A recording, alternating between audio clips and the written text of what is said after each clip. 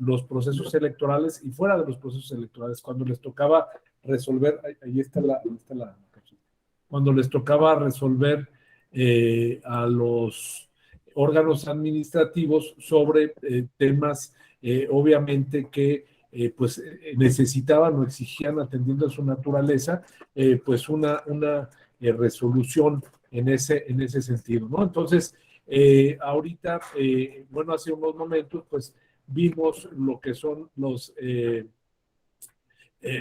procedimientos sancionadores y bueno, pues nos quedamos en la cuestión de los procedimientos ordinarios sancionadores, especiales sancionadores y los procedimientos relativos a la cuestión de fiscalización y a las reglas comunes de cada uno de los procesos. ¿Sí? Bueno, es importante, permítanme un segundo, por favor. Andy, adelante.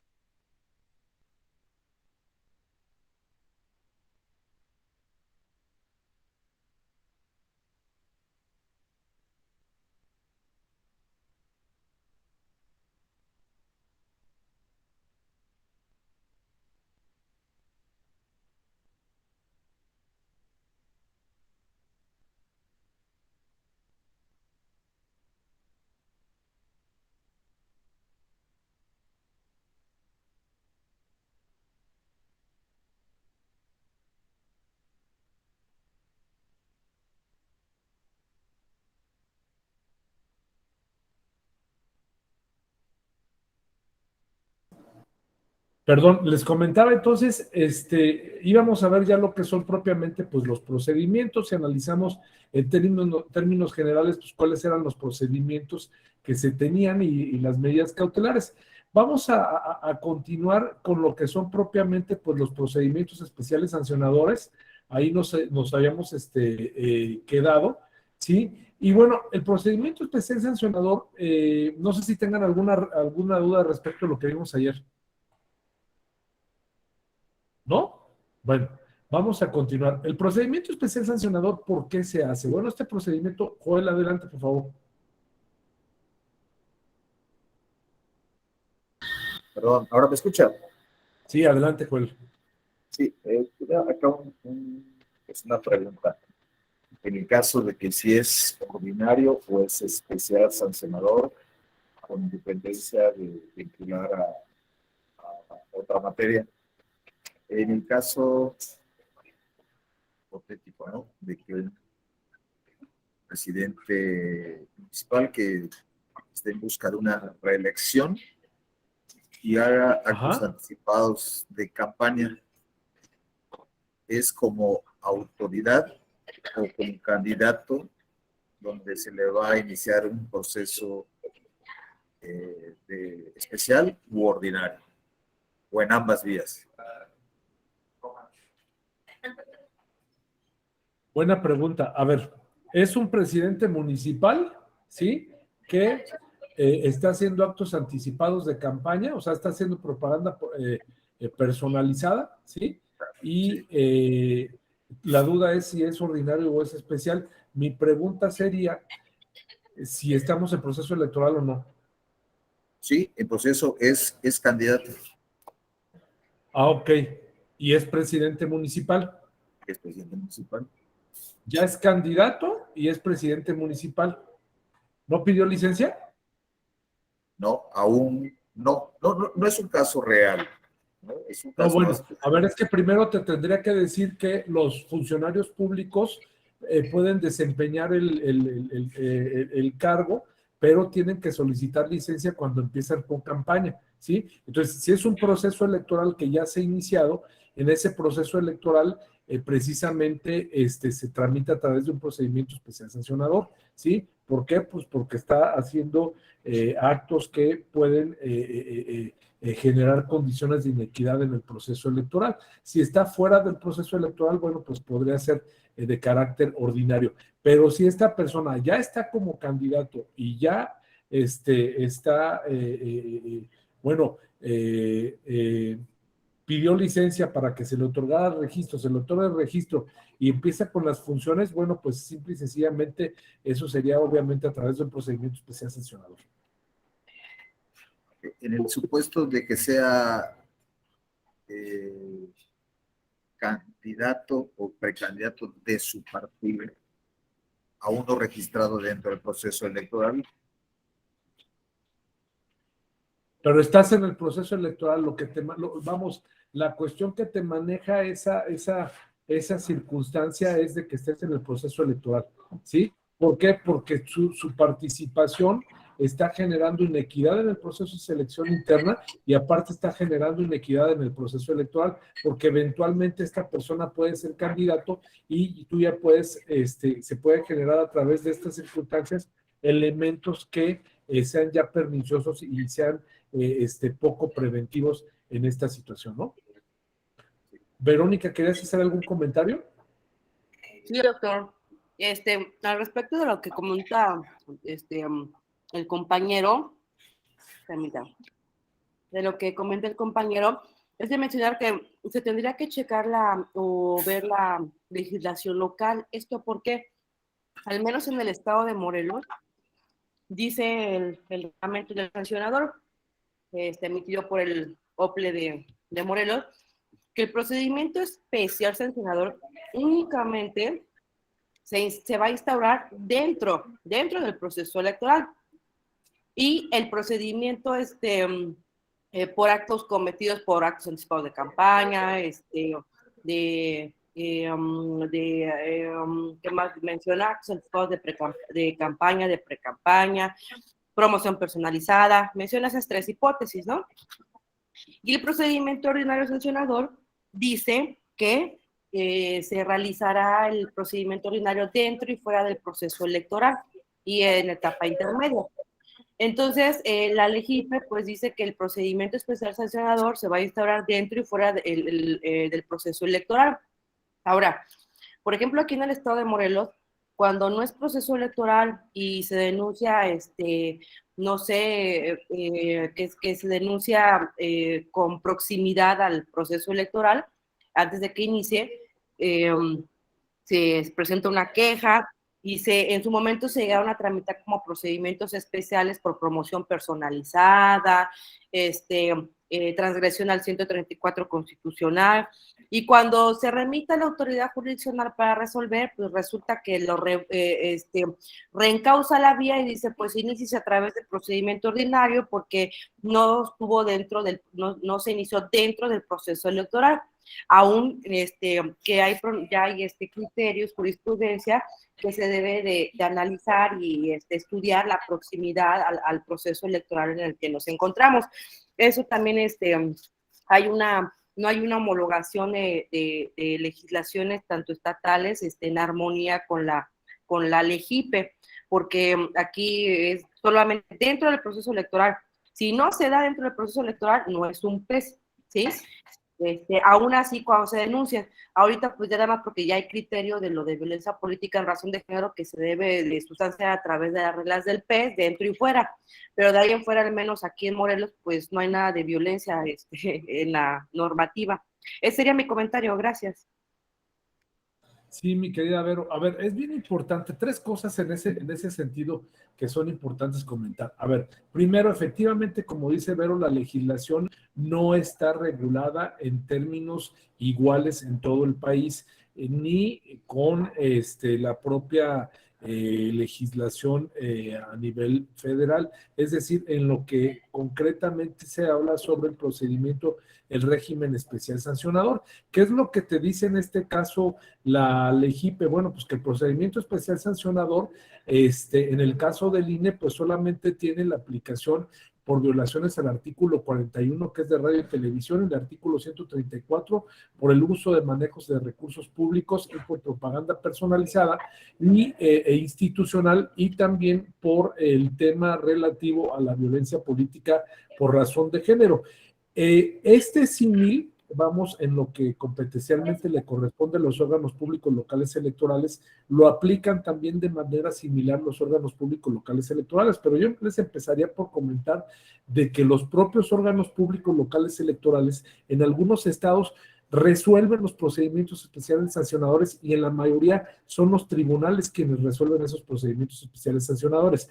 El segundo aspecto es el diseño de la norma. Hay algunos estados que señalan que cualquier acto personalizado que se lleve a cabo o institucional que tenga como finalidad el posesionamiento de la imagen, del nombre de la persona o del partido político, sí, que sea antes del inicio del proceso electoral, incluso te marca alguna norma 90 días antes del inicio del proceso electoral, se deberá de tramitar a través del procedimiento especial sancionador. A lo que quiero referirme es que depende de la norma de que se trate. Como atinadamente lo dice su compañera Verónica, bueno, en el caso de Morelos, dice que una vez iniciado el proceso electoral. Y el otro aspecto importante es que hay que analizar la naturaleza jurídica, la naturaleza del asunto que se está denunciando.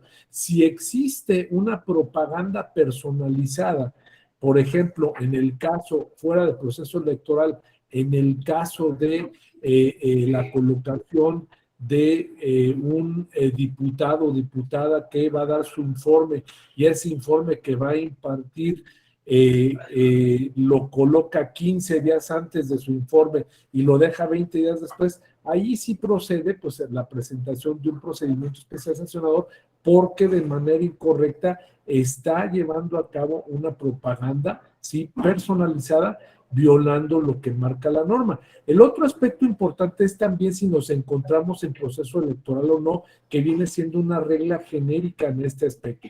Si la propaganda personalizada está fuera del proceso electoral, el impacto viene siendo menor y bien se podría optar por tramitarlo a través de la vía ordinaria, la denuncia. Pero cuando estamos en proceso electoral, los efectos vienen a ser mayores y principalmente cuando se trata de una funcionaria o un funcionario. Y esto depende porque por lo regular es muy difícil de que escindan las causas de violación a la propia normativa. Me refiero, es decir, no podemos hablar, por ejemplo, de una presidenta municipal, Noemí Argüello, que está haciendo propaganda personalizada y no podemos dejar a un lado si está manejando recursos públicos o no. Es decir, por lo regular, las quejas que se presentan en ese sentido tienen que ver con un tema de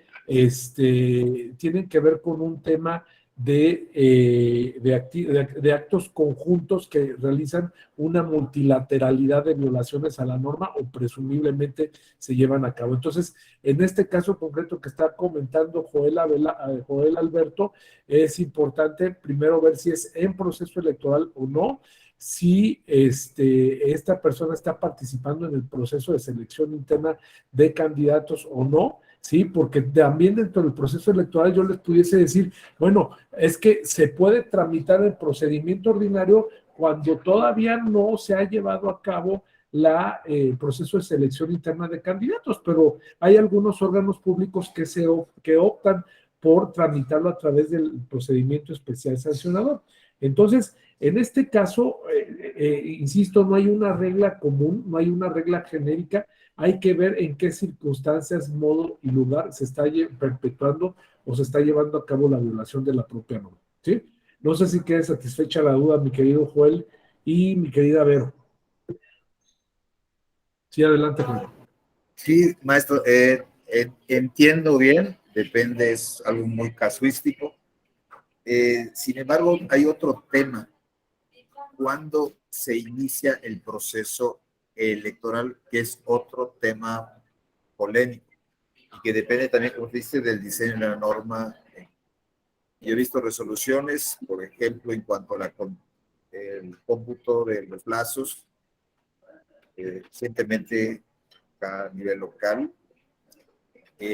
como que es más el tribunal al resolver no considera, la norma local dice que inicia el proceso electoral con la primera sesión del Consejo General del Orden Local. Sin embargo, al resolver, hace caso omiso y dice que no se han de computar como días inhábiles, o sea, no se toman en cuenta los días inhábiles, sino únicamente los días hábiles. No sé si me di a entender. A ver, sí, sí, te das a entender, pero en este caso la regla general es que se aplican, pues, obviamente los días y horas, todos los días y horas son hábiles, y cuando entras al proceso electoral, inmediatamente todos los actos que tienen que ver con el proceso electoral caen dentro o están dentro de ese manto. Otra cosa, no todo lo que se maneja o no todo lo que está en el proceso electoral sí aplica esa regla de todos los días y horas son hábiles. ¿Por qué? Porque hay algunas actividades que no tienen que ver con el proceso electoral y pues obviamente no las puedes poner en ese redil, caso del servicio profesional electoral, caso del registro federal de electores y otros temas, la fiscalización ordinaria, no lo puedes meter en ese propio redil, ¿de acuerdo? Entonces, insisto, depende. Perdón, doctor, nada más quería yo hacer anotación. Eso se trata de una consulta popular. ¿Es algo que se puede considerar como dentro de la regla general o no? Bueno, a ver, la consulta popular es un mecanismo de participación ciudadana. Y acuérdate que la propia norma señala que cuando se lleva a cabo el proceso electoral, los procesos de participación ciudadana no se pueden aplicar, ¿sí? Entonces, es una determinación de la norma, y fuera del proceso electoral puedes llevar a cabo cualquier consulta o mecanismo de participación ciudadana. Dentro del proceso electoral no puedes llevar a cabo ninguno. Disculpe, Ahora, que si no me quiero preguntas de la consulta ciudadana, si todos los días y horas son hábiles para el tema de la consulta de ciudadana, sí. Ahí está el detalle. Acá el tribunal local ha resuelto que no se toman los días inhábiles, o sea, solo es el cómputo. Se presentó una solicitud de consulta y respondió el OPLE con un informe y se respondió por parte del promovente fuera de tiempo. Sin embargo, en la resolución del tribunal, a través de que fue reencausado de un JDC, se consideró que estaba presentado dentro del tiempo. Por eso era mi duda, que cuando se inicia el proceso electoral, o no sé si en este caso es demasiado progresista el magistrado ponente como para primar. ¿De qué estado es? Quintana Roo. Ok, bueno, de entrada yo te puedo decir que los mecanismos de participación ciudadana no deben de estar dentro del proceso electoral, ¿eh? Entonces, a lo mejor admite esa solicitud de mecanismos de participación ciudadana, y el acuerdo va a ser en el sentido de que sí te lo admito, pero hasta en tanto pase el proceso electoral en el cual se encuentra inmerso, te resuelvo al respecto, ¿no? Le agradezco su tiempo para poder continuar, pero le agradezco su tiempo. Sí, muchas gracias, mi querido Joel. Bien, entonces les comentaba, estamos con el tema del procedimiento especial sancionador, y estos son los aspectos que abarcan los requisitos. Una diferencia sustancial también son las audiencias de pruebas y alegatos, que obviamente se llevan a cabo a través de audiencia, ¿no? Y otra diferencia es que también la autoridad, en el caso del Instituto Nacional Electoral, no resuelve la autoridad electoral, sino remite los autos a la sala regional especializada para que resuelva en competencia. Y también algo que es muy similar con los órganos públicos locales electorales es que puede ejercer la Secretaría Ejecutiva tanto de los OPEs como del INE la facultad de atracción para tramitar el procedimiento especial sancionador, atendiendo a la envergadura o atendiendo al caso de que se trate por ser un asunto de un impacto trascendental en este sentido, ¿verdad? Entonces, ahí tenemos esa circunstancia, tenemos ahí esa situación. Ok. Las reglas de la recepción de la sala regional especializada, bueno, estas reglas de recepción, pues hay un sistema que es un sistema automatizado que creo que sería bueno que se implementara a este nivel nacional, en el sentido de que desde el momento mismo en el cual se lleva a cabo eh,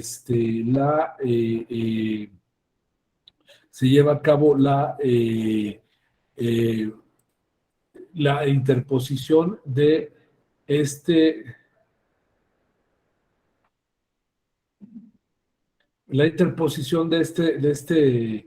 procedimiento, ¿sí? En el automático ya tiene del conocimiento ello la sala regional especializada y puede acceder de inmediato al expediente, de tal suerte que cuando el asunto ya se va a turnar a la sala regional especializada para su resolución, dados los cortos de los plazos, bueno, pues este asunto ya está previamente analizado. Y por último, nada más me faltaba comentarles aquí el tema del procedimiento especial sancionador, que lo vamos a ver más adelante en el caso de violencia política por razón de género, que ya por disposición de la norma se tiene que llevar a cabo a través de el procedimiento especial sancionador.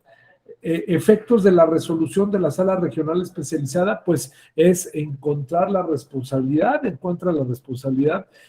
primero la comisión del acto, que ese acto sea violatorio a la normatividad y la responsabilidad del sujeto y procede a la sanción, o en su defecto no encuentra la falta, o encuentra la falta y no encuentra al responsable y por lo tanto no puede sancionar. ¿De acuerdo? Recuerden de que en estos casos se aplica un principio que es el principio del derecho penal, el principio ius puniendi, en estos casos de los procedimientos, derivado de que se tienen que resolver de una manera pronta, de que existe el principio de presunción de inocencia que prevalece por encima de todo lo demás y que tiene que ser un elemento importante para el juzgador acreditar tres cosas: la responsabilidad, el hecho de que sea celebrado ese hecho, que ese hecho sea violatorio a la normatividad y que exista responsabilidad en este caso. ¿De acuerdo? Muy bien. Vamos al procedimiento especial sancionador en el tema de radio y televisión. En radio y televisión, por disposición de la propia norma, es una cuestión exclusiva que le compete al Instituto Nacional Electoral y su función se encuentra en el apartado D, en la fracción tercera del artículo 41 constitucional, y señala que el Instituto Nacional Electoral es la autoridad que va a llevar a cabo el trámite y competente en temas relativos a radio y televisión, ¿sí? Los contenidos también dentro de este esquema de radio y televisión, sí, tenemos de que se tiene que presentar la denuncia ante la autoridad competente y que los contenidos de la propaganda calumniosa tiene que ser, y la denuncia tiene que ser aparte de instancia agraviada o afectada, y también señala en este caso pues cuáles son las facultades que tiene el Consejo General respecto de la suspensión de cualquier propaganda política o electoral que resulte violatoria a la ley a través de alguna medida cautelar o a través de la propia resolución. Es decir, la autoridad puede ordenar al Instituto Nacional Electoral, recordemos en este caso que es la sala regional, a que retire propaganda electoral cuando advierta de que del contenido de la propaganda esta sea calumniosa o difamatoria en contra del candidato o del propio partido político. Y el otro aspecto también importante es cuando se advierta esta situación, que puede ser a través de la solicitud de una medida cautelar, que es cuando la misma autoridad la analiza, la misma autoridad administrativa, o cuando sea a través de una resolución. Pero quisiera comentarles también un tema bien importante. Ustedes recuerden de que el Instituto Nacional Electoral no lleva a cabo por sí mismo la revisión de los contenidos de los spots o los pautados de radio y televisión. Es decir, los contenidos solamente son revisados respecto de que cumplan con los parámetros mínimos que se ocupan tecnológicos para que se pueda subir esa propaganda que se pretende incluir en radio y televisión, y más no así los propios contenidos. Los contenidos en su momento tienen que ser denunciados por parte de la instancia o por parte de la persona que considere que se está violentando la propia normatividad.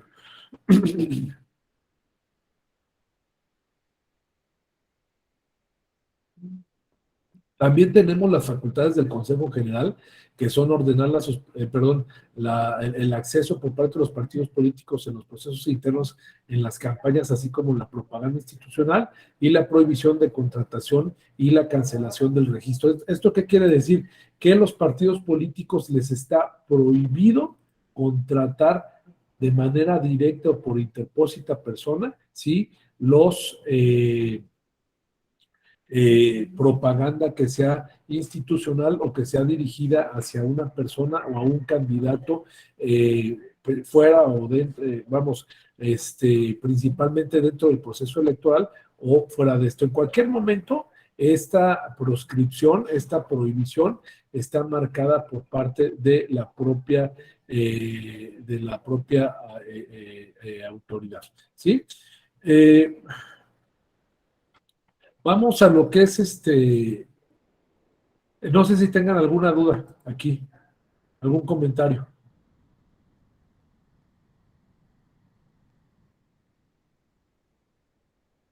¿No?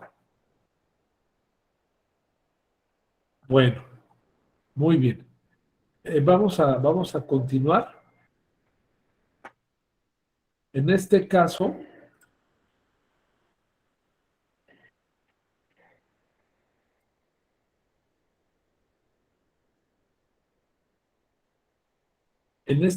vamos a analizar lo que son los temas del financiamiento, de los recursos públicos, o sea, el tema del análisis de la utilización de los recursos públicos destinados a la propaganda partidista o institucional, a la propaganda personalizada y máxime a los actos de campaña o pre-campaña de los funcionarios públicos. Este ejercicio tiene una triple finalidad, el procedimiento especial sancionador. Primero, que no se destinen recursos públicos para favorecer a personas determinadas que ejerzan la función pública. Segundo, de perpetuar o garantizar que debe de existir la equidad entre los funcionarios y funcionarias públicas y la propia ciudadanía. Tercero, o sea, equidad me refiero a que no deben de estar en una posición de ventaja o en una posición superior las funcionarias o los funcionarios públicos por el simple hecho del manejo de los recursos públicos. Y el tercero es que en el proceso electoral se garanticen precisamente los principios rectores del desarrollo del proceso electoral, que son obviamente la imparcialidad, que son obviamente la objetividad y que son también los relativos a la igualdad y a la participación en condiciones iguales dentro del proceso electoral. Y esto resulta lógico porque si yo utilizo todo el andamiaje, todo el aparato gubernamental para el efecto de sacarle raja política y yo posicionar mi imagen, pues obviamente yo como funcionario voy a estar en una condición de ventaja sobre San María, que ella no tiene acceso a radio, que ella no tiene acceso a televisión, que ella no tiene acceso a los medios de comunicación y que ella no puede acceder también a los eventos públicos masivos en los cuales, pues obviamente, aparezca su imagen y lo conozca más, la conozcan más las personas, la conozcan más las ciudadanías, cosa que yo sí puedo hacer, ¿no? Entonces, aprovechando de esta situación, pues obviamente creo que la intención en este sentido es de que se resuelvan los asuntos de una manera pronta, de una manera inmediata, y que estos asuntos que sean resueltos se lleven a cabo de una manera efectiva, sobre todo para que no se generen efectos perniciosos, efectos que ya muy difícil se puedan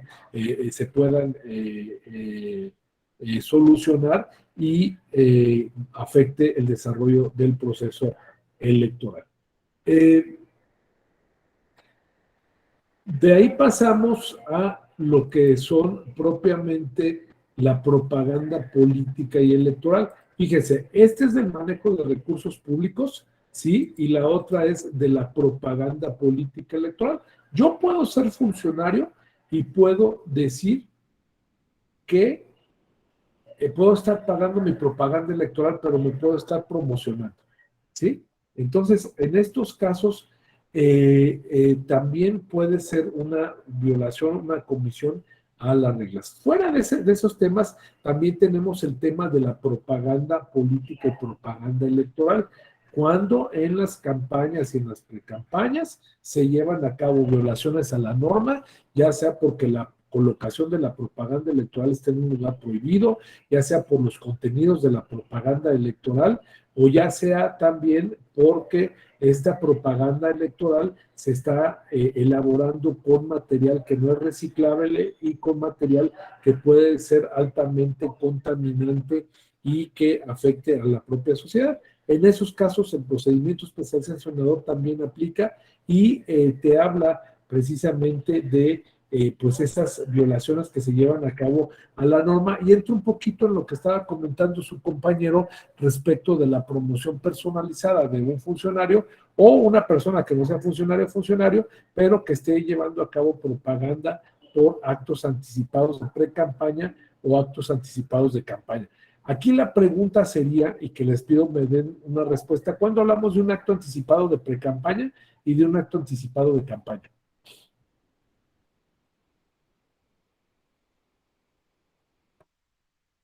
A ver, ¿quién me puede decir? Saber Samaria o Samaria. ¿Es Samaria o Samaria? Samaria. A ver, mi querida Samaria.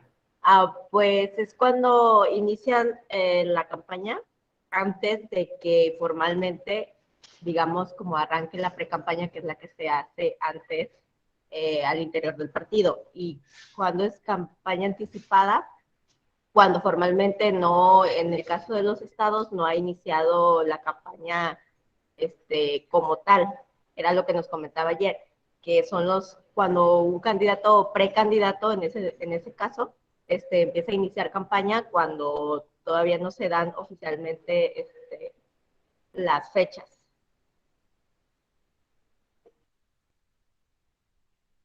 Muy bien, Samaria. A ver, y una pregunta, Samaria, aprovechando tu disposición. A ver, si yo soy precandidato, ¿sí? Y ya pasó, el proceso está a punto de pasar, bueno, ya pasó el proceso, ¿sí? De la jornada de mi partido político y no quedé yo como candidato, pero todavía está sujeto a impugnación y empiezo a promoverme, ¿estoy hablando de un acto anticipado de campaña o no?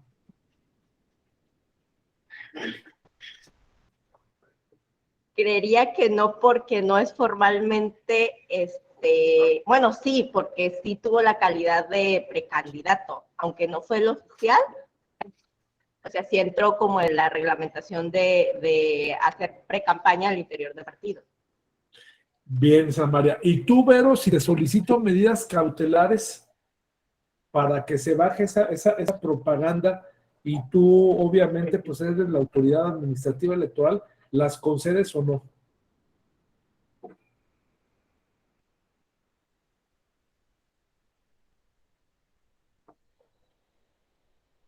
¿Sí me Te escuchas? escuchamos. ¿Sí me escuchas, mi querida Vero? Ya, perdón. Ajá, sí, no, sí, pero si me podría nada más repetir el comentario, la hipótesis, por favor. Pues el tema es de que yo estoy participando en un proceso de selección interna de candidato, no quedo como candidato, pero promuevo, hago propaganda personalizada, ¿sí? Está en proceso la resolución por parte del partido político al que pertenezco para determinar si hubo violación a la norma y si se repite el proceso interno de selección. Entonces le pregunto a Samaria si en este caso se considera como acto anticipado de campaña.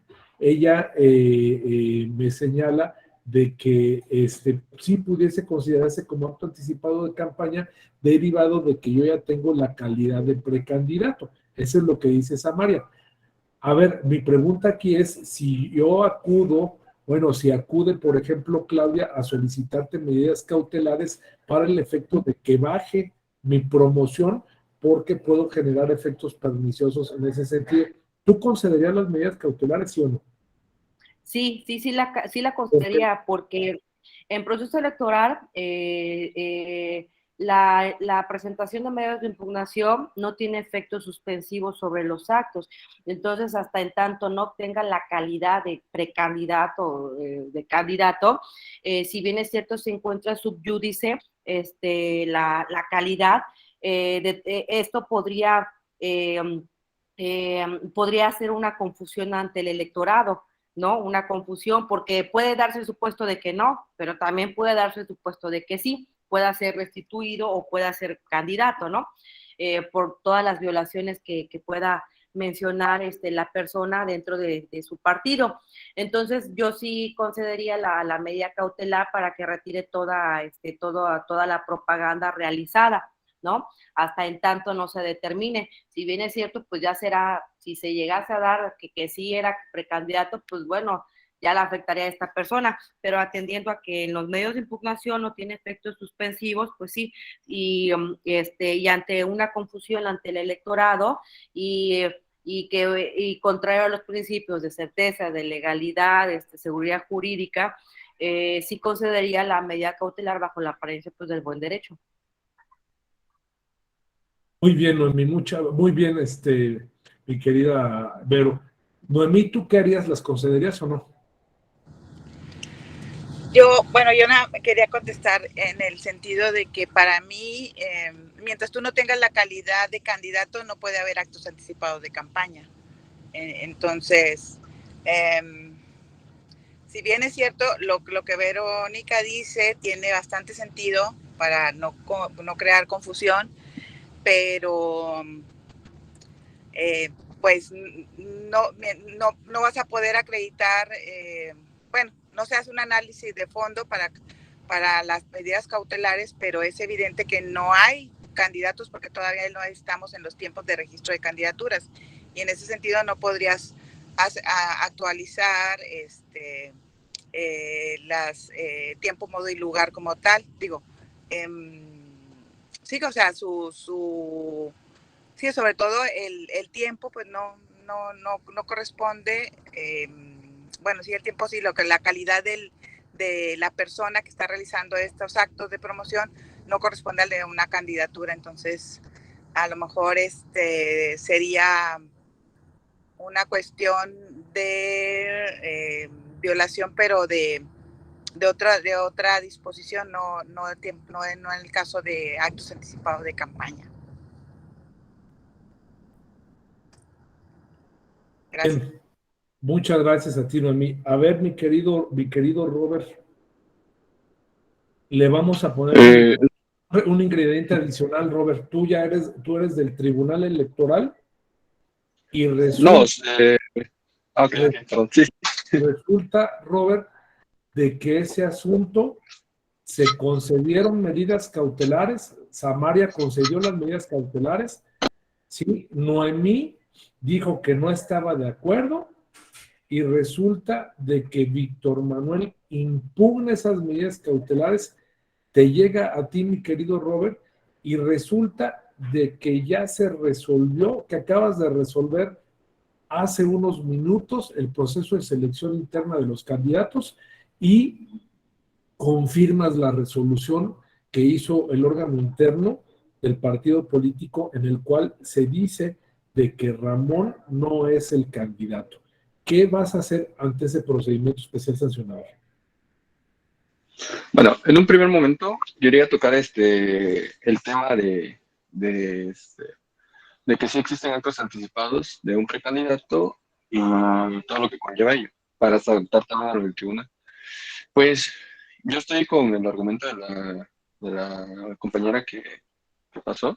Efectivamente, yo no pudiese tener certeza de que va a ser el candidato, por ende no puedo establecer responsabilidad por algo que no me consta. Perdón Sin que embargo, Robert, perdón que te interrumpa. Ya no soy el candidato. Ya a tienes eso toda la voy. evidencia como magistrado de que yo Sí, ya no soy el candidato. Ya resolviste sí, sí. anteriormente de que yo ya no soy el candidato. ¿Qué harías con ese procedimiento especial regional?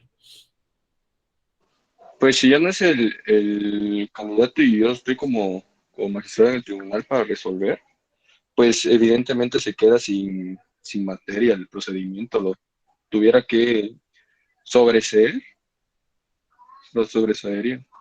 En Por virtud una. de... Ajá. Adelante, Robert. Adelante. Robert, ¿sí nos escuchas? A ver, bueno, para terminar esta hipótesis, ahorita que te vuelvas a, pues si quieres salte y vuélvete a meter, Robert, ahorita que te vuelvas a conectar, ¿sí? A ver, en este caso, cuando nosotros estamos, ¿ya te conectaste, Robert? ¿Ya me escuchas? ¿Puedes hablar? Adelante, sí, ya, adelante. ¿Ya? ¿Me escuchan ahí? Sí, Sí. Ah, ok. Estaba comentando que yo como OPLE, como autoridad administrativa, me llega el caso, me llega la queja en donde fulanito de tal estaba realizando actos anticipados de pre-campaña. Yo en un primer momento, no solamente para tener certeza jurídica, no solamente me encargaría de investigar a este señor, sino también me encargaría de investigar al partido político en donde este señor participa. Digamos que los actos anticipados versen sobre, no sé, que hizo un evento y solicitó votos y se ve el escudo, se ve varios logotipos de partidos políticos. Bueno, bajo esa tesitura, por culpa invigilando y para tener certeza con independencia de que este señor no quede como candidato, si queda o no queda como candidato, yo también investigaría al partido político para efecto de equilibrar la contienda, porque si no queda como candidato, aún así se está haciendo una presencia partidista. Entonces eso no genera un equilibrio dentro de los que van a contender en el proceso electoral. Ahora, si yo me voy con ese mismo supuesto, y lo apelan, digamos que yo sancioné y declaro que sí hay actividad, sí hay actos anticipados de campaña, pero no por el señor, el precandidato, sino por el partido político por culpa de vigilando. Ahí sí, con justa razón, yo confirmaría la resolución del OPLE en virtud de los hechos acontecidos, para generar pues certeza, para generar igualdad al momento de la contienda y del proceso electoral frente a los demás partidos políticos y los demás candidatos. muy bien. Entonces, a ver, aquí el tema que nos genera muchísima confusión, pues es obviamente si esa persona viene siendo candidata o no. Yo coincido mucho con lo que dice su compañera Samaria, en el sentido de que sí, obviamente se concederían las medidas cautelares desde una perspectiva de que son actos que potencialmente pueden generar condiciones de inequidad durante el desarrollo del proceso electoral. Sin embargo, también hay que tomar en cuenta que las medidas cautelares no te van a resolver el asunto de fondo. Las medidas cautelares te van a resolver un asunto que potencialmente puede poner en riesgo del desarrollo del proceso electoral. El otro aspecto importante también es qué es lo que se va a resolver hasta el momento en el cual se lleve a cabo, hasta el momento en el cual se lleve a cabo la resolución por parte del propio tribunal en el sentido de si existen actos anticipados o no de campaña. Bueno, si estamos en ese supuesto de que todavía no se ha resuelto, se pueden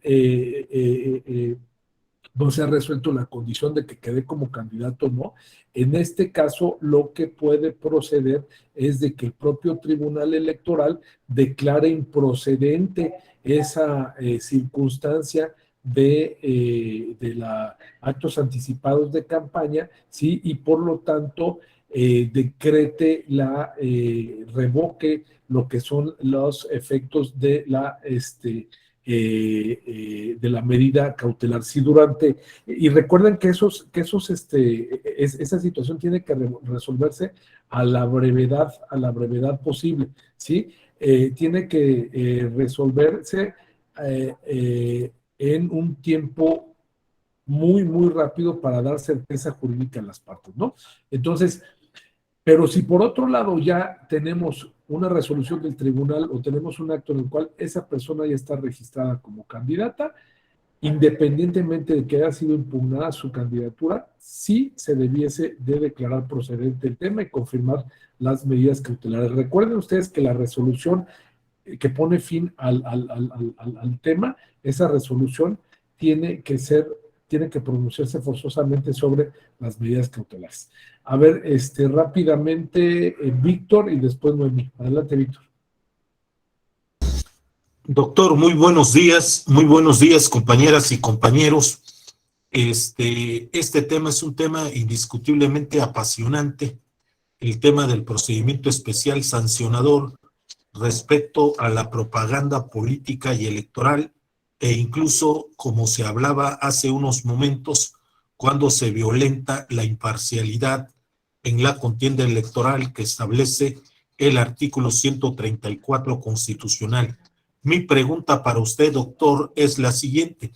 Ayer se dio a conocer una propuesta de reforma en materia electoral. En esta reforma se está hablando de una modificación, sobre todo porque es el tema que estamos tratando ahorita, la restricción que tienen las autoridades de realizar propaganda gubernamental. En esta modificación que lleva a cabo esta propuesta de reforma constitucional en materia electoral, nos habla de que se pueda difundir ya propaganda gubernamental que se considere relativa a servicios públicos. Y hablar de servicios públicos es hablar de una gran gama de prestación de servicios públicos a la ciudadanía.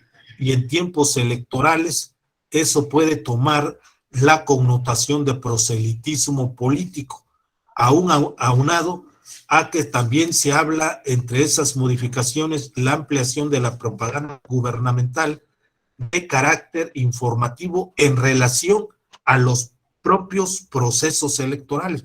O sea, la autoridad, el poder municipal, el poder estatal, en los diversos órganos del poder ejecutivo federal podrán dar sus puntos de vista en relación a los procesos electorales.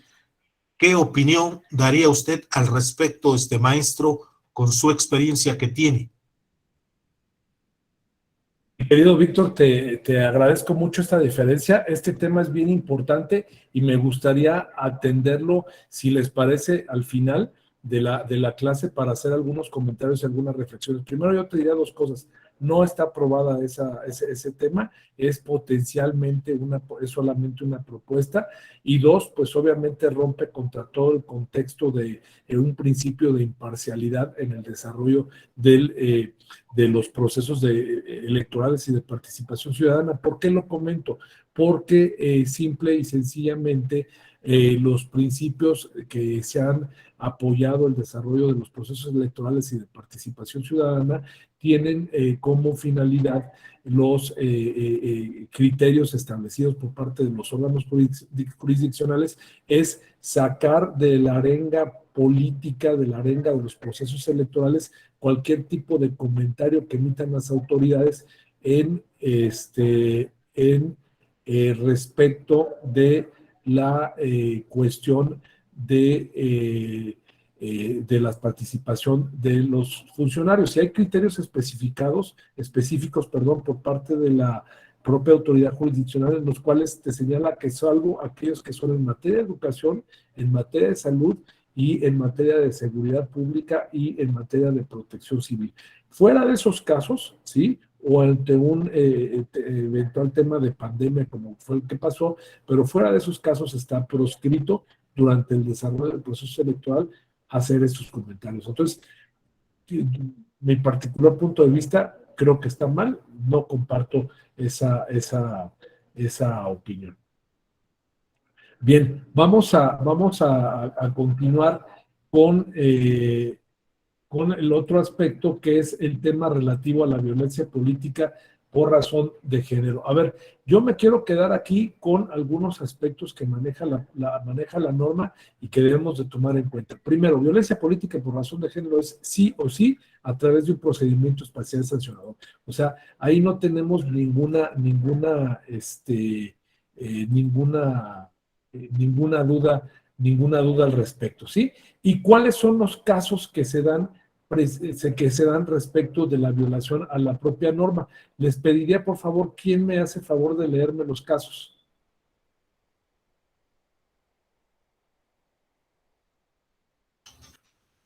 Casos: obstaculizar a las mujeres los derechos de asociación o afiliación política, ocultar información a las mujeres con el objeto de impedir la toma de decisiones y el desarrollo de sus funciones y actividades, ocultar la convocatoria para el registro de precandidaturas o candidaturas, o información relacionada con esta, con la finalidad de impedir la participación de las mujeres, proporcionar a las mujeres que aspiran a ocupar un cargo de elección popular información falsa, incompleta o imprecisa para impedir su registro, obstaculizar la precampaña o campaña política de las mujeres, impidiendo que la competencia electoral se desarrolle en condiciones de igualdad, y cualquier otra acción que lesione o dañe la dignidad, integridad o libertad de las mujeres en el ejercicio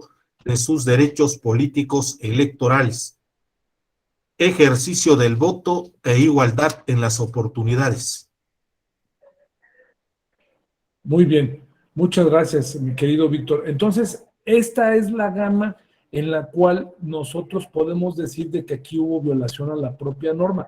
Pero otro aspecto también importante es, fíjense cómo dice la norma, todas aquellas que sean o que vayan dirigidas a menoscabar, a reducir, a minimizar el desarrollo, ¿sí?, y el ejercicio de los derechos políticos electorales de la mujer. Este tema es bien importante porque no solamente menciona cuáles son los aspectos de la violación a la norma, sino también señala la propia norma que todos aquellos que tengan esa misma naturaleza y que afecten de manera directa o indirecta a las mujeres, ¿sí? Y otro aspecto también importante que quiero manejar aquí sobre el tema de la violación política de las mujeres, de los derechos políticos de las mujeres. Los descansamos en tres aspectos principales. ¿Cuáles son esos tres aspectos? Número uno, ¿sí?, es el tema de paridad. ¿Quién me puede decir qué es la paridad?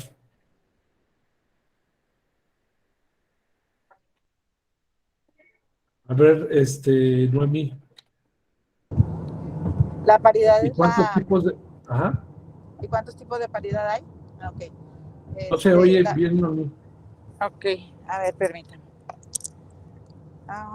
Ok, ¿ya? Ya, ¿verdad? ¿Sí? ¿Ya me escucha? ¿Sí?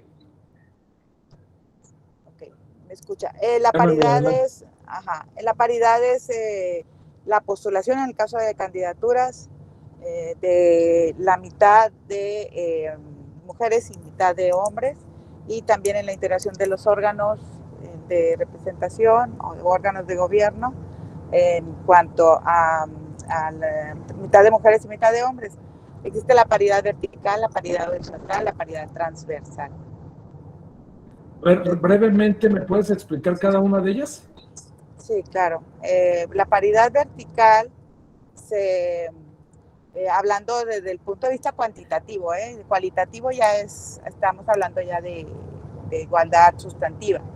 Pero en cuanto a la parte cuantitativa, cuando hablamos de paridad vertical, es como cuando integramos un órgano, como el caso de un ayuntamiento, que se presenta dentro del mismo cabildo, que haya paridad, o en la planilla que se presente, que se postule la misma cantidad de hombres o de mujeres, o en caso de que esté integrado por un número non, que haya más mujeres que hombres. Y en el caso de la paridad horizontal es cuando pues se presenta ahora ya en las gubernaturas también, presidencias municipales y diputaciones, en donde tienes que postular de manera paritaria, 50-50, en esos cargos, tomando en cuenta pues los criterios de distribución para atender al principio de competitividad, más bien al criterio de competitividad de los distritos electorales o de los ayuntamientos, y se da también en las gubernaturas, aunque en las gubernaturas no existe este criterio de competitividad, solo en cuanto numérica. Muy bien, muy bien. Y esa sería la horizontal, y la transversal pues es ya la integración de los órganos de manera paritaria. ¿Es cuánto? Muy bien, muy bien. Muchas gracias, mi querida Noemí. Bueno, efectivamente, entonces, el primer principio es el principio paritario, ¿no? El paritario puede ser, las tres modalidades diferentes, viene siendo obviamente vertical, horizontal y transversal o efectiva como se maneja en la legislación federal. El segundo aspecto también es la igualdad, que participen las mujeres en igualdad de circunstancias en el desarrollo del proceso electoral. Y el tercer aspecto es que participe la mujer en igualdad de circunstancias en el ejercicio de la función pública por la cual fue electa, ¿sí? Esto significa o aplica también para el tema de los cargos públicos y para el tema también de los cargos al interior del partido político. O sea, ahí encontramos precisamente distintos elementos que pueden ser nocivos y violatorios en contra de la mujer.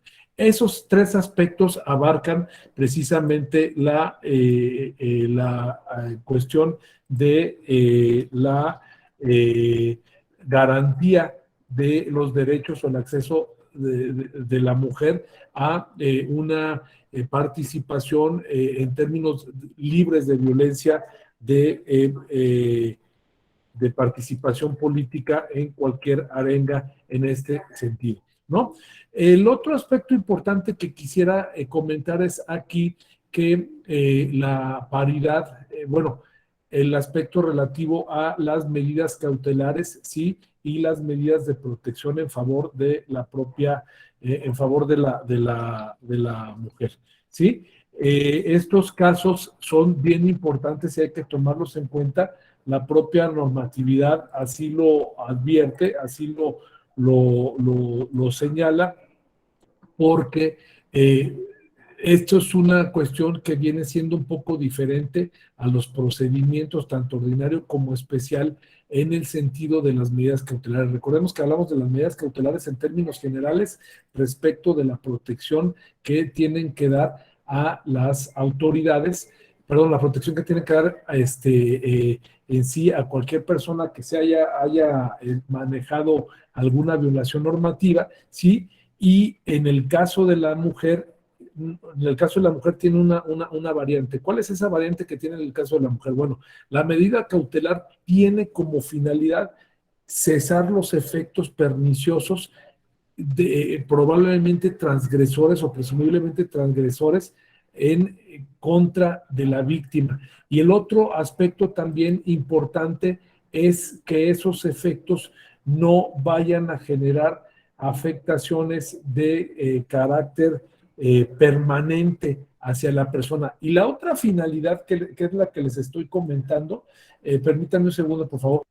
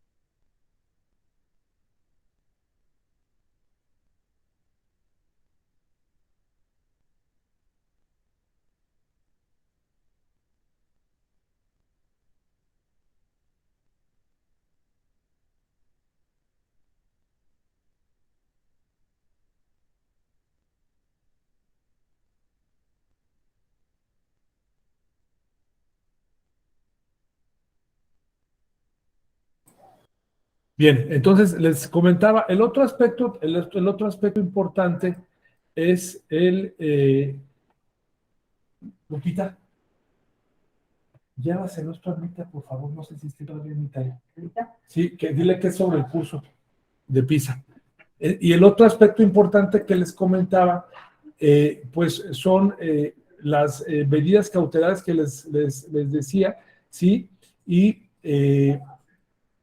los principios que se aplican en las medidas de protección hacia las personas, ¿sí?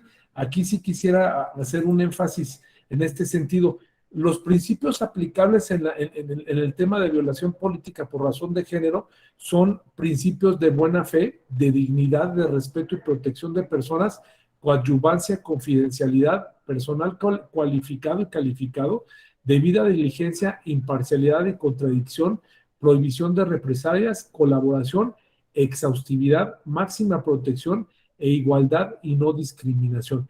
Esta característica es bien importante porque tiene la finalidad de proteger en términos generales lo que es la función que tienen el procedimiento especial sancionador para proteger a la mujer.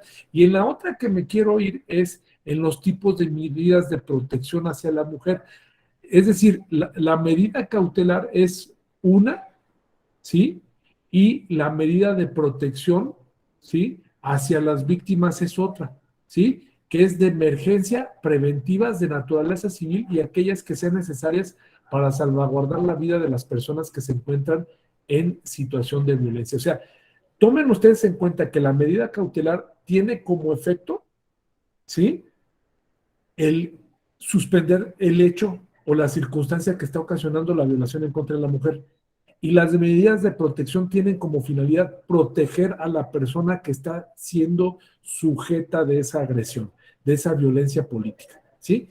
Esto es un aspecto básico que maneja que es rector de la violencia política por razón de género, y aquí vienen las características de las medidas cautelares que deben de tener, que son diferentes precisamente a las que se manejan por parte de las normas, la norma en general, ¿sí? ¿Cuáles son? Realizar el análisis de riesgo. Ah, ok, sí, para que se la pasaron allá, ok. Gracias. Realizar el análisis de riesgo y plan de seguridad, retirar la campaña de violencia. ¿Cuál más? A ver si me hacen favor de leerla.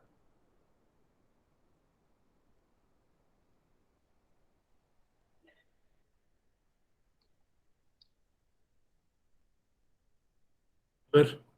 Realizar análisis de riesgo y plan de seguridad, retirar la campaña de violencia en contra de la víctima, haciendo públicas las razones cuando la conducta sea reiterada, por lo menos en una ocasión, suspender el uso de la prerrogativa asignada a la persona agresora, ordenar la suspensión del cargo partidista de la persona agresora y cualquier otra requerida para la protección de la mujer víctima o quien ella solicite.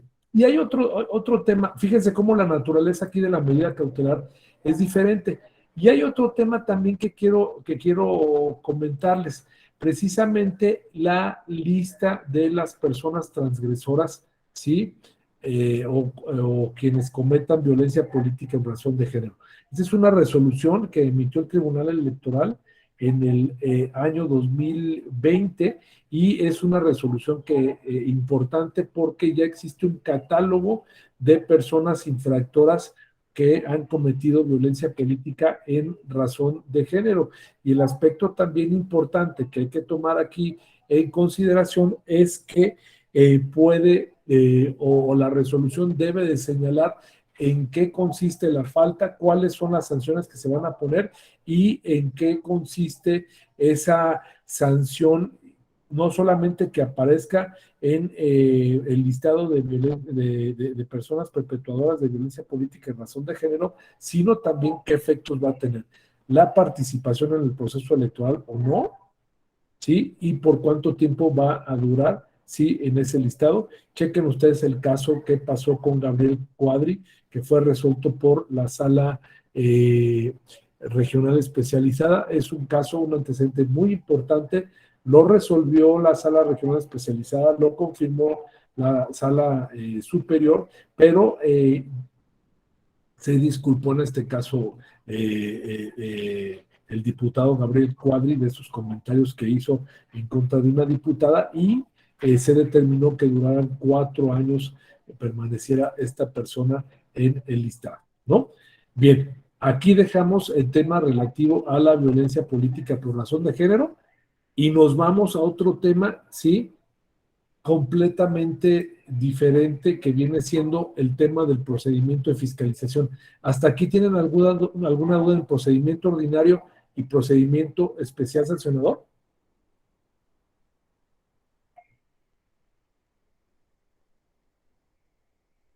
¿No? ¿No tienen alguna duda? No. Ok, No. bien. Continuamos entonces. En fiscalización hay 2 procedimientos, o como decía mi abuelito, 2 maneras de matar las pulgas, ¿sí? La primera son el procedimiento que se lleva a cabo de auditoría y fiscalización, ¿sí? Para la revisión de los gastos, que es del gasto ordinario y del gasto de campaña y del gasto de actividades específicas, ¿sí? De ese procedimiento que lleva a cabo la unidad de fiscalización lleva a cabo una metodología de la revisión del gasto de los partidos políticos y tiene un plazo para resolverla. Cuando es en proceso electoral, tiene que resolverlo antes del inicio del registro de los candidatos o candidatas y tiene que resolverlo antes de la jornada electoral. Tiene que estar completamente resuelto el tema de fiscalización. Y cuando es fuera del proceso electoral, pues se tiene que resolver en este caso aproximadamente 90, dentro de los 90 primeros días de cada año, que es cuando se presenta el informe anual, ¿sí? Ese es un aspecto importante. El otro aspecto importante es la información que se tiene que dar al Instituto Nacional Electoral, ¿sí? Relativo a el destino que se le dio respecto de los recursos que le fueron entregados a los partidos políticos o eventualmente a los candidatos o candidatas independientes. Este aspecto es bien importante, ¿por qué? Porque el INE tiene un catálogo tiene un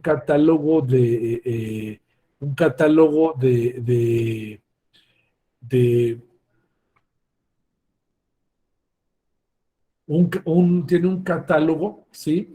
En la manera en la cual se tiene que acreditar, ¿sí? Se tiene que acreditar el uso y el destino del recurso, ¿sí? Y tiene también un procedimiento a través de un programa automatizado de fiscalización, ¿sí? En el cual se tienen que capturar todas las operaciones que se llevan a cabo. Y el otro aspecto importante es que se tiene que aplicar los principios generales de contabilidad, es decir, la congruencia entre el ingreso y el gasto que se lleva a cabo. Es decir, en pocas palabras, el Instituto Electoral cuando revisa o hace una verificación o auditoría respecto de los informes que se presentan, ¿sí? Cuando advierte alguna violación, impone una sanción a través de una resolución a los partidos políticos o personas infractoras, ¿sí? Ese procedimiento, ¿sí? Puede generar, ¿sí? Que ordene el Instituto Nacional Electoral que se lleven a cabo procedimientos especializados para sancionar la conducta. Un ejemplo muy claro es en campaña, cuando el Instituto Nacional Electoral advierte que hay rebases de topes de gastos de precampaña o de campaña, inmediatamente la determinación que tiene es que dice que esa persona es inelegible para ser candidata o candidato o para ocupar el cargo público por el cual participó, ¿sí? Ese es un procedimiento. Ese procedimiento es un procedimiento que no lo podemos poner en la arenga de ordinario o de especial, por eso se puso por separado, porque atendiendo a la naturaleza jurídica puede ser considerado como especial o como ordinario. Si estamos en proceso electoral especial y si estamos en un análisis ordinario, obviamente un proceso ordinario. Y el otro es el que presentan la queja en materia de fiscalización, ¿sí? Los partidos políticos, las candidatas o candidatos, por violaciones a la normatividad electoral y al reglamento de fiscalización en este caso. En esa situación, en estas circunstancias, lo que procede es que atendiendo a la circunstancia, atendiendo a la naturaleza del caso, sí, se pueden tramitar de manera ordinaria o de manera especial. Si yo estoy diciendo, a ver, el funcionario o la funcionaria fulanita de tal, o el candidato o la candidata fulanita de tal, cometió violación porque manejó, no reportó un gasto, ¿sí? Y ese gasto sumado a los gastos que se le están contabilizando para su campaña rebasa, tiene la obligación la autoridad de revisar y de resolver de manera inmediata a la par cuando emite su dictamen de fiscalización para el efecto de dar certeza jurídica en eso, ¿no? O sea, no sé si me está explicando en ese sentido, ¿no? Entonces, ahí tenemos el procedimiento de fiscalización. Tiene también las características iguales a un procedimiento normal, que es las denuncias y controversias entre las partes, que es la notificación, los tipos de notificación, las pruebas y los tipos de pruebas, las razones y constancias y la valoración de las pruebas, así como la acumulación, escisión, integración y ampliación del objeto y sujeto de la investigación. Aquí sí hay una cuestión bien importante, la facultad inquisitiva que tiene el órgano electoral para el efecto de que cualquier tipo de probable violación que advierta ordene la investigación de manera inmediata ante esta circunstancia, ante esta situación, ¿verdad? Parámetros normales, bueno, que se analizan en todo proceso, ahí tienen ustedes, está el procedimiento de queja, el sobreseimiento, las quejas en proceso electoral, el cierre de instrucción, la sustanciación de la resolución y las propias sanciones en este sentido, ¿no? Hay algunos aspectos importantes, ¿sí? Como son los conceptos del tope del financiamiento privado.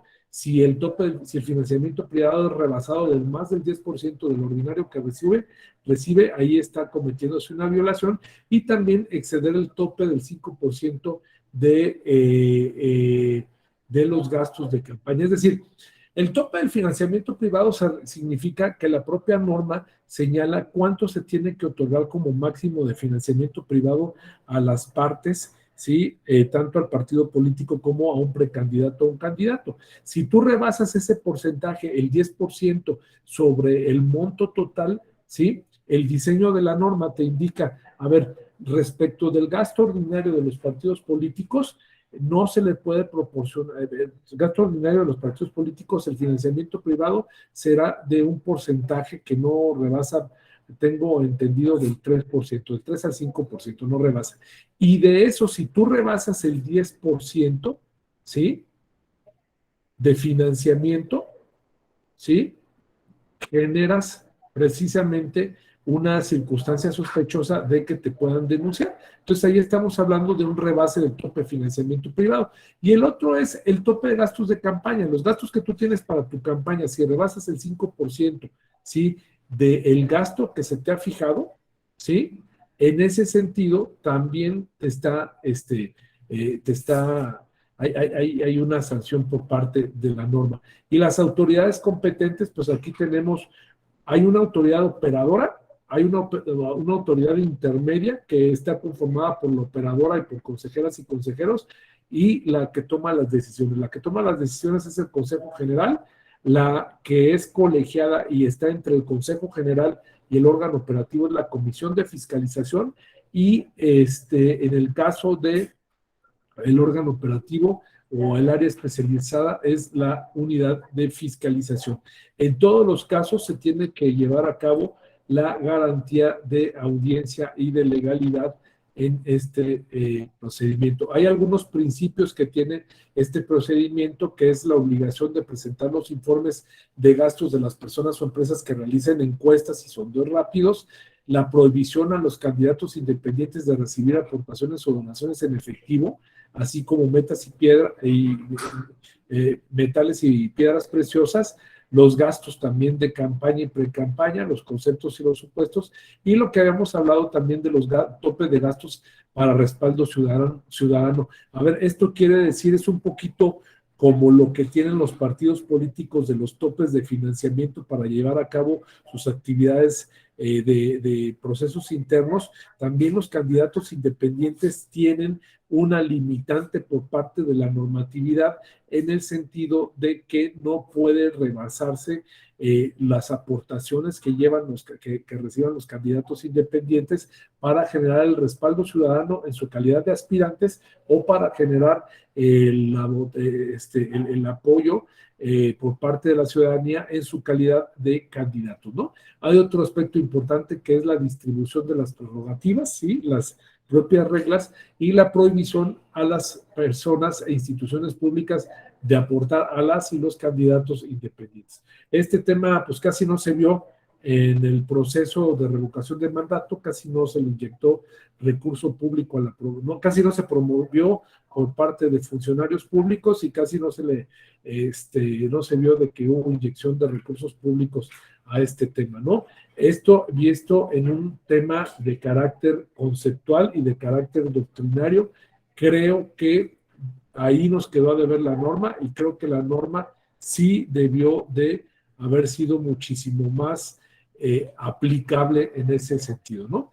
Están las sanciones por incumplimiento metodológico, el dictamen consolidado, las resoluciones, la valoración de la falta, esto es bien importante, la reincidencia, la individualización de la sanción y el listado de personas públicamente expuestas ante la UIF.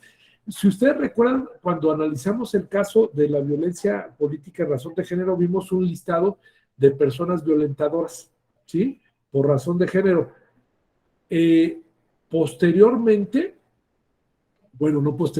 También existe en materia electoral las personas que cometan faltas de fiscalización, ¿sí?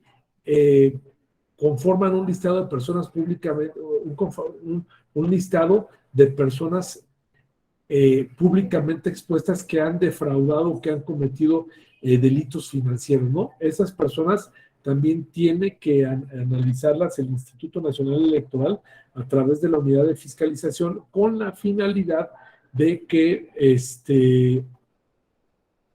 no estén en ese catálogo y estén impedidas para llevar a cabo estos ejercicios. También hay un padrón de proveedores, ¿sí? Este padrón de proveedores te implica dos cosas, que tiene que estandarizarse el costo de las, tiene que estandarizarse el costo de las,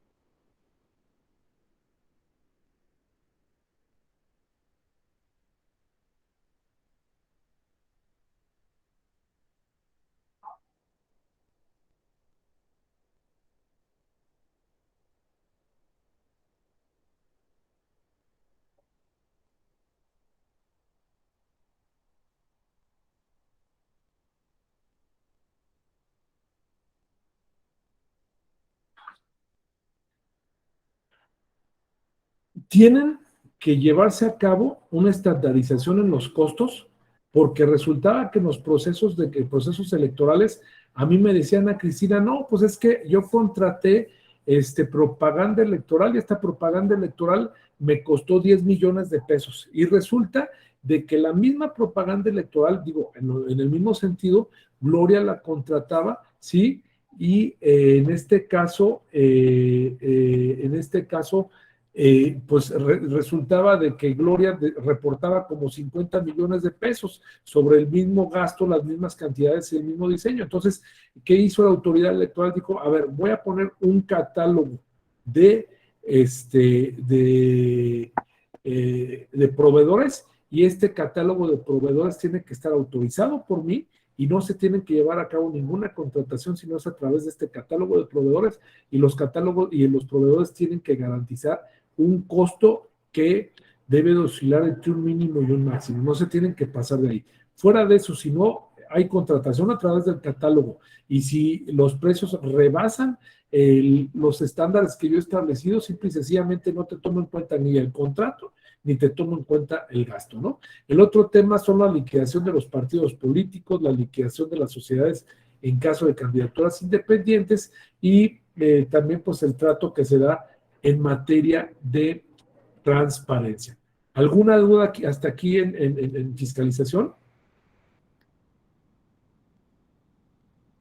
Adelante, Mirani. Gracias, doctor. Nada más es ahondar un poquito en algo que dijiste que me parece muy interesante respecto a lo de fiscalización. Sí, creo que la norma, pero sobre todo la norma penal, nos quedó a deber mucho en en el proceso pasado de revocación de mandato.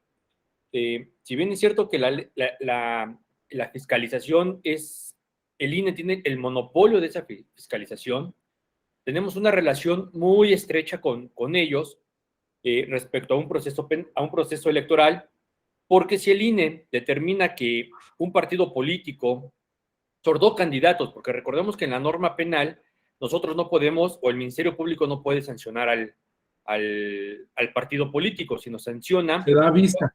Así es, el INE nos da vista y nosotros empezamos a investigar, no al partido político como tal, sino al encargado de finanzas, al director de finanzas, secretario de finanzas, como se llame, o a los candidatos, porque el secretario de finanzas, pues tiene también esa calidad de garante, de cuidar las finanzas del candidato. En un proceso electoral está bien, no hay ningún problema, creo que tenemos en la Ley General en materia de delitos electorales muy buenos tipos penales, no así en el ejercicio de la revocación de mandato. Y un poquito por ahí, en el tema de la consulta popular, creo que también viene un solo artículo, pero bueno, al menos viene. ¿Qué sucedió en la revocación de mandato con el tema de fiscalización?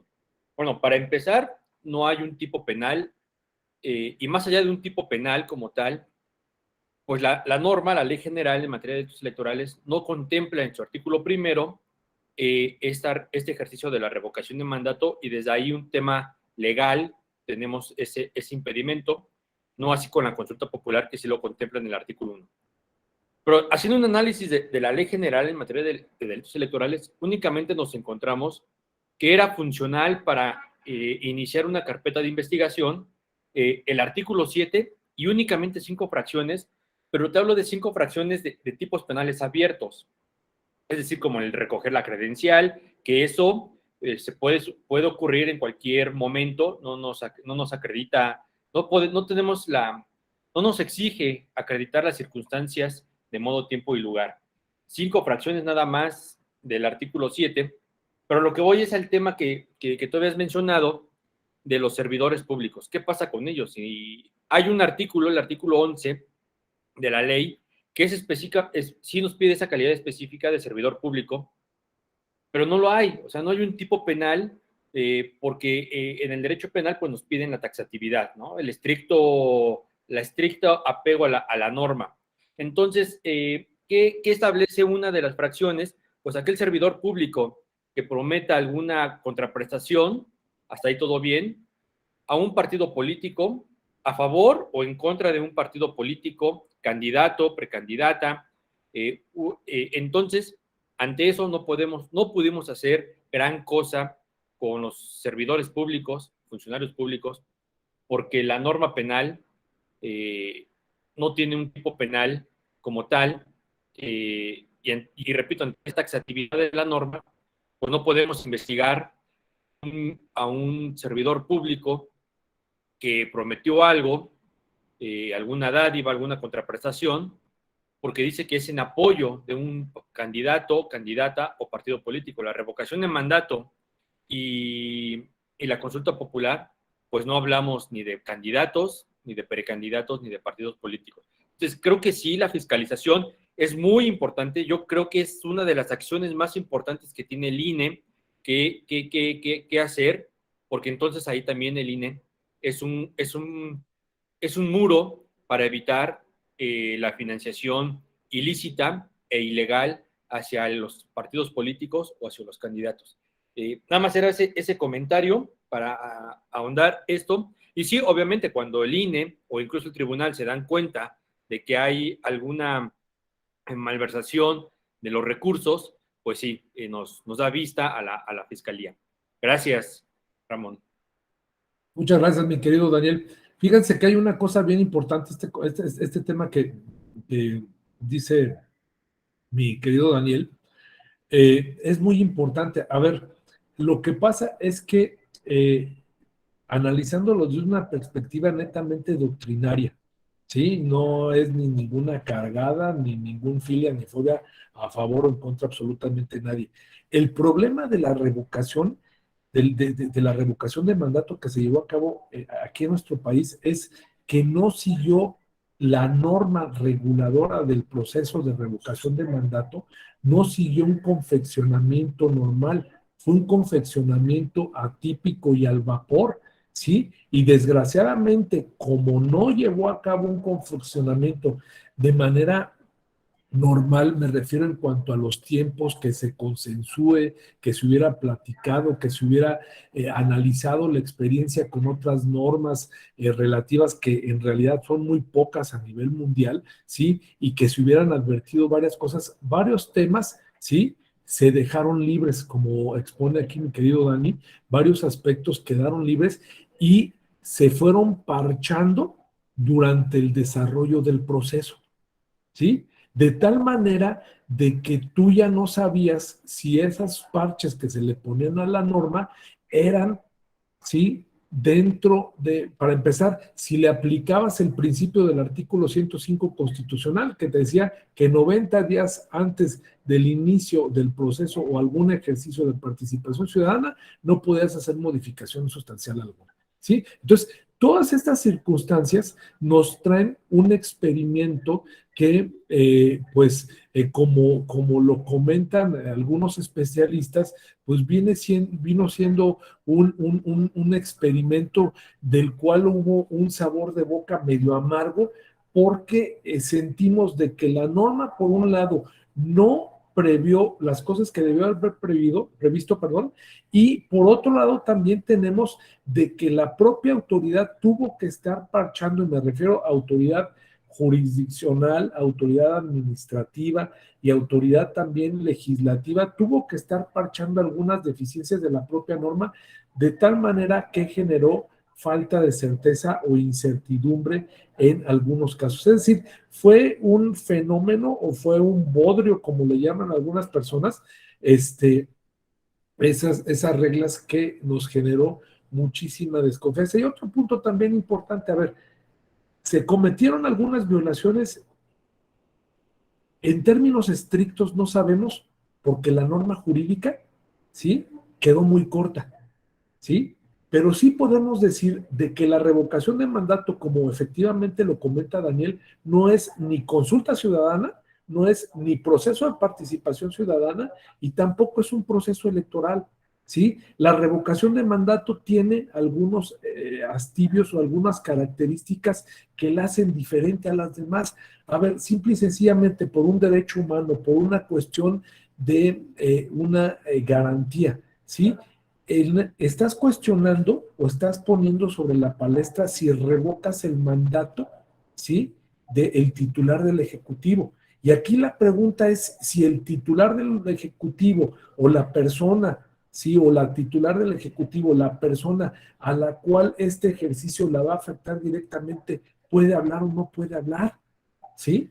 El derecho humano a mí me indica que sí, pero la norma no decía nada absolutamente al respecto. Lo que sí me queda claro es que no la tienen que promover. Una cosa es que hable yo respecto de mis acciones que he llevado a cabo y otra cosa es que yo esté promoviendo este ejercicio porque es un ejercicio que está destinado y protegido directamente hacia la ciudadanía. La ciudadanía es la que va a decidir y aquí no caben ni campañas ni no campañas. Aquí la única campaña que cabe es el ejercicio de la promoción de esta actividad, ¿no? Entonces, sí es un caso muy, muy, muy peculiar. Bien, en el recurso de revisión, Noemí, no sé si te quedaste con la mano arriba o quieres participar. Quería hacer una pregunta, doctor. Adelante. Sí, primero, son dos preguntas, perdón. Una es en cuanto a los procedimientos que se abren en materia de fiscalización y cuando se trata de alguna imputación para alguna persona en especial encargada de llevar a cabo la comprobación de los gastos de candidatura o de una candidatura, se le da vista, por ejemplo, cuando hablamos de falsificación de facturas y demás o documentos, se le da vista a la fiscalía en todo caso. Y la segunda pregunta es ¿por qué estos procedimientos que se abren a razón de la revisión de los informes de fiscalización, tanto de campañas como del financiamiento del gasto ordinario,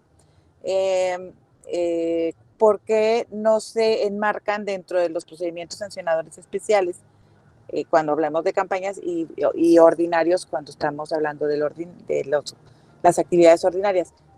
O sea, ¿cuál es la diferencia de este procedimiento de fiscalización con el especial y el ordinario? Sí, mi querida Noemí, mira, ahí te va. Primero, a ver, para que tú consignes algo ante la autoridad competente, advierto que tú estás trabajando en un órgano, Daniel, ¿estás trabajando en la FEDE? Así es, sí, aquí Ok. soy el director general jurídico. Ah, qué gusto saludarte. Creo que ya nos habíamos puesto en contacto en muchas ocasiones, mi Así querido es. Dani. Te mando un abrazo. Nada más que estás ahorita con barba, amigo. No te Así había es. reconocido. Te mando un abrazo y saludos, por favor, allá a mi querido maestro y a todas y todos por allá. Que les Gracias. tengo un agradecimiento especial. A ver, no me va a dejar de mentir aquí, mi querido Dani. A ver, para que tú consignes un asunto ante la fiscalía o ante el órgano investigador y persecutor de los delitos o de las faltas, tienes primero que tener acreditada esa circunstancia. Es decir, en materia de fiscalización, si yo estoy diciendo de que existe precisamente una factura apócrifa, ¿sí? Tengo obviamente que emitir una resolución en ese sentido y de esa resolución tiene que enviarse ante la autoridad competente para que inicie las indagatorias y en su caso, bueno, pues proceda al efecto de que se consigne el asunto, vamos, se haga del conocimiento de la autoridad respectiva y para el efecto, pues, de que se inicie un procedimiento o un proceso penal respectivo. Entonces, no se puede, no se puede, vamos, no se puede en este caso, si viene una queja, ¿sí? Y yo recibo la información, pues antes de que exista un pronunciamiento al respecto, pues mandar la documentación o mandar la información en general, porque ahí va a existir una falta de certeza jurídica. En algunas ocasiones la autoridad administrativa electoral remite la documentación o da vista a la autoridad investigadora, pero la autoridad investigadora se detiene un poco hasta que vea la determinación del órgano técnico sobre esa circunstancia, ese documento, ¿no? Y viceversa también, ¿no? Si se presenta una denuncia por el uso por el manejo de documentación apócrifa y por faltas a la legislación hacendaria, bueno, pues hasta el momento en el cual se haga la determinación correspondiente, bueno, pues la autoridad no puede pronunciarse ahí al respecto. Y lo que yo te comento del término ordinario sancionador y especial sancionador se refiere a las quejas que se presentan respecto del gasto que llevan a cabo los partidos políticos, Noemí, o que llevan a cabo los candidatos o que llevan a cabo las agrupaciones políticas los observadores electorales, etcétera, porque bueno, no los observadores electorales, o sí puede ser, porque tienen que ver por el desarrollo del proceso electoral o no. Si tiene que ver con un gasto ordinario, ¿sí? Y hay algún inicio de un procedimiento o alguna queja, bueno, en este caso, ¿sí? Pues se tramita a través de la vía ordinaria, siempre y cuando no exista un concurso de infracciones que te hagan o que te obligue a que lo tramites a la vía especial al procedimiento especial o que haga que cindas las figuras que se están reclamando, ¿no? Este es un aspecto también, pues, que atiende a la naturaleza del caso, ¿sí? No sé si queda satisfecha por ahí la duda, mi querida Noemí. ¿Sí? Sí, gracias, doctor. A ti, Noemí. Muy bien. Ok. Ahora, a lo que vamos, el siguiente tema es el recurso de revisión. Recurso de revisión es el que prevé el artículo 99 de la Constitución Política de los Estados Unidos Mexicanos y señala precisamente el recurso que se promueve respecto de los actos que se tienen en contra de los órganos desconcentrados del Instituto Nacional Electoral, ¿sí? Y en contra también de los órganos desconcentrados de los órganos públicos locales electorales, ¿sí? Este recurso de revisión es para garantizar, obviamente, pues todos estos actos. No quiere decir que este recurso de revisión se aplica también a los soples. La propia Constitución o la ley general, la ley de medios de impugnación en materia electoral señala precisamente cuáles son esas funciones que tienen los órganos públicos locales electorales y cuáles son las impugnaciones que se llevan a cabo, ¿sí? Y bueno, pues este recurso de revisión pues tiene también pues su trámite y tiene su competencia y pues obviamente se viene resolviendo por parte del Consejo General por parte de la Junta General Ejecutiva, en su caso, o por parte del Consejo General, sí, o por parte también del Consejo General de los órganos públicos locales electorales. También pues, tiene sus causales de improcedencia y tiene sus causales de sobreseimiento, tiene temas relativos a la acumulación y a la competencia. De ahí pasamos a los procedimientos laborales, ¿sí? Los procedimientos o los conflictos que existen entre el personal del SPEN.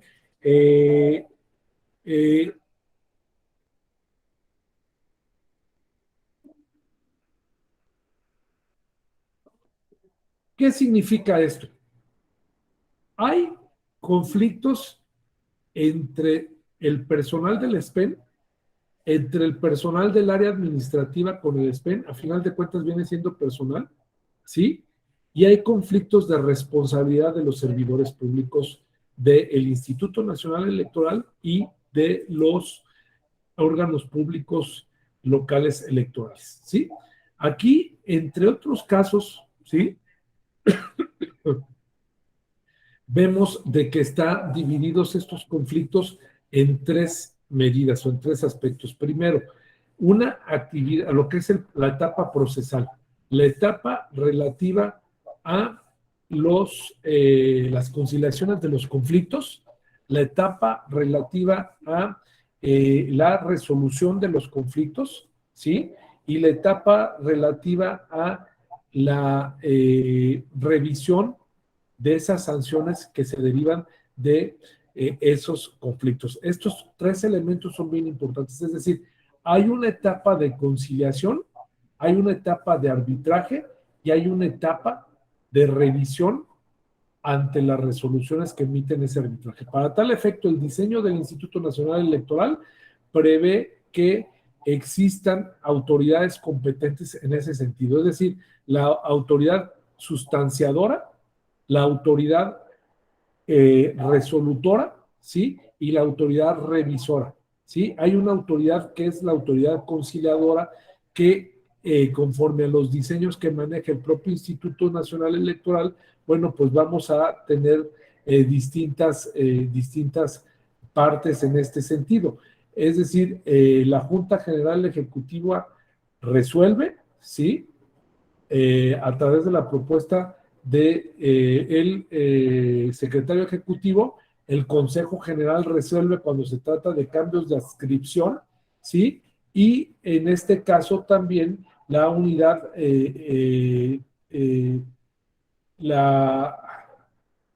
jurídica es la que lleva a cabo la sustanciación del procedimiento. Y ese mismo símil que se lleva a cabo en el procedimiento el del procedimiento, la dirección jurídica, perdón, y ese mismo símil que se lleva a cabo en el procedimiento en materia laboral, la tiene que llevar a cabo los órganos públicos locales electorales, ¿sí? A ver, empiezo brevemente para explicar los dos. La etapa de conciliación significa un acercamiento que lleva a cabo la dirección jurídica entre las partes que se encuentran en conflicto para que avenien sus diferencias. El otro aspecto es, en dado caso de que no...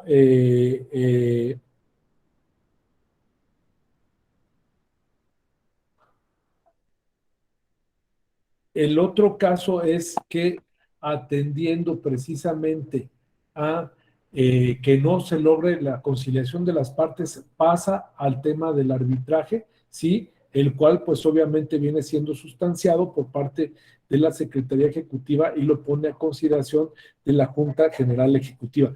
Y cuando se resuelve, la Junta General Ejecutiva se pronuncia al respecto y cabe un recurso en contra de la resolución que se maneja en este caso, que viene siendo el recurso de inconformidad, y en ese recurso de inconformidad una autoridad superior es la autoridad que resuelve en este caso.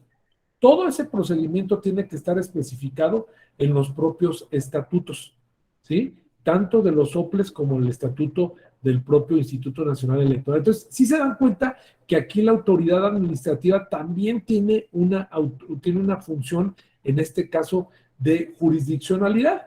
Y por otro lado, me voy al tema de los juicios laborales entre los servidores públicos y el Instituto Nacional Electoral, ¿sí? Estos juicios laborales entre el Instituto Nacional Electoral, ¿sí?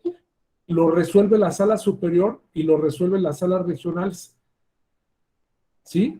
Pero aquí es un tema bien importante.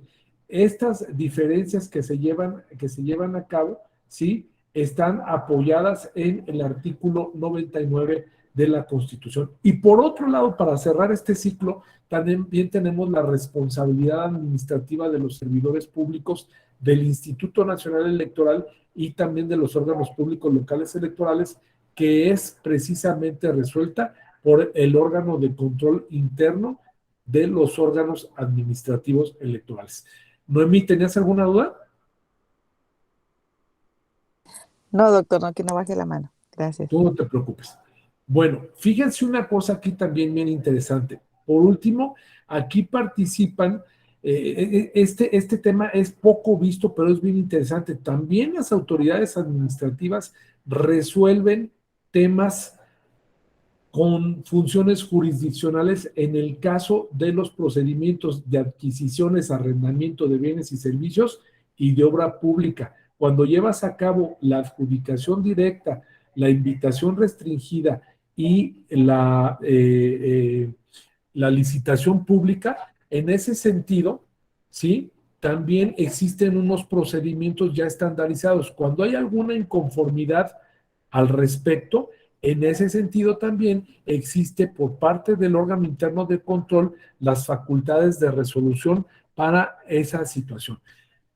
Ramón, ¿quién es el órgano operativo o colegiado que resuelve las ejecuciones de cada una de estas etapas? Vamos a hacer una división, la división de obra pública y la división de adquisiciones, arrendamientos y bienes y servicios, ¿sí?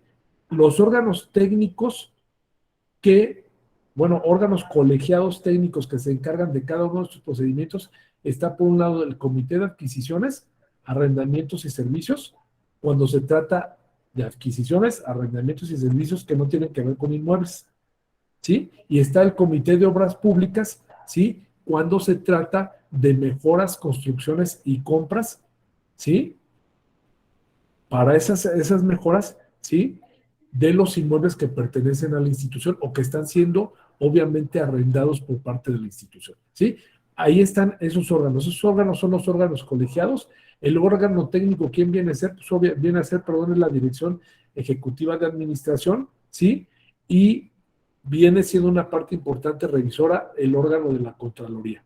Cuando se llevan a cabo estos procedimientos y las partes se inconforman por cualquier tipo de situaciones en ese sentido, que la licitación no me gustó, que en la audiencia que se tuvo para aclaraciones no me contestaron mis dudas, que presenté una solicitud con mis documentos y me desecharon mi propuesta, no entré ni siquiera a la Junta de Aclaraciones. En esos casos se presenta ante el órgano interno de control, sí, un medio de impugnación, o si yo tengo alguna inconformidad con el vecino de al lado que está participando, bueno, puedo promover una inconformidad y puede ser resuelta en este caso, o debe ser resuelta en este caso por parte del comité de adquisiciones, ¿sí? O por el comité de obra, ¿sí? Y en este caso, ¿sí?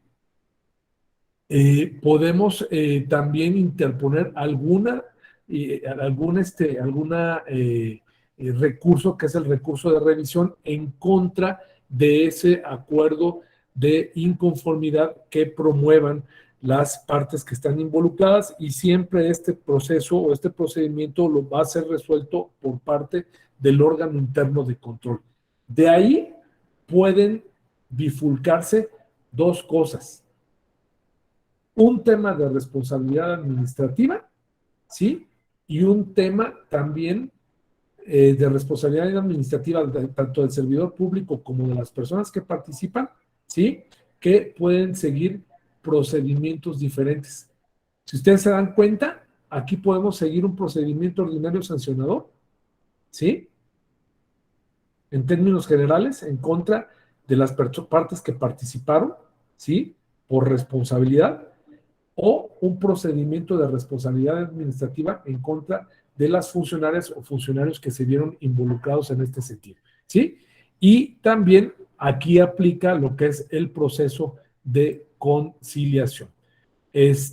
Por último, pues dejaría yo aquí las facultades que se tienen exclusivas por parte de los órganos públicos locales electorales, que vienen siendo pues el tema relativo a los usos y costumbres, mecanismos de participación ciudadana, la fiscalización, las declaratorias de legalidad y validez de las elecciones de diputados y ayuntamientos, y obviamente el tema relativo a la revocación de mandato y mecanismos propiamente de participación ciudadana. En este caso, pues tenemos precisamente todas estas cuestiones que los órganos administrativos tienen que resolver, y que el tema relativo al servicio profesional electoral, pues obviamente está inmerso en esta circunstancia, ¿verdad? En esta situación. ¿Alguna duda o comentario al respecto?